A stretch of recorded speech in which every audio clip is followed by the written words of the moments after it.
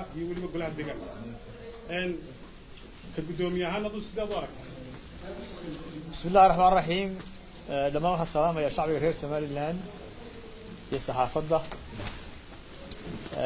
هذا واحد كل يسوق عليه نتيجة قوان كي كلها بورسي ده سمال الآن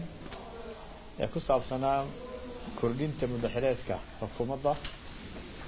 iyo golaha wakiilada iyo deegaanka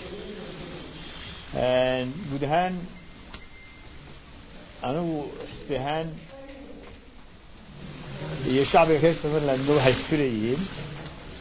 aadna ugu rajo weynaayeen inay tixgeliyaan golaha guurtidu go'aankii ama heshiiskii ay wada gaadheen axsaabta qaranka komishanka iyo madaxweynuhu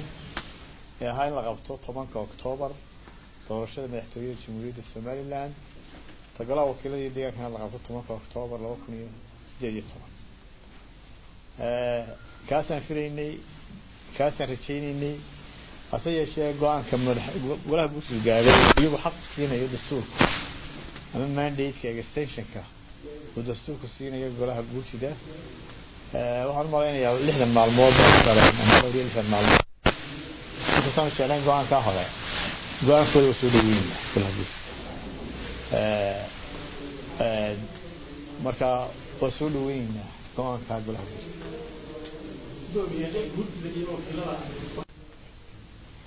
وهو الرئيسي حكوا حنو كرتين إن يقولها بورتيدو إن التحقيليان أو التحقيليان هشيس كقرب كجاري كسب سنة مدكورين توا ضدكم مدكورين تا أدي بس هرتيده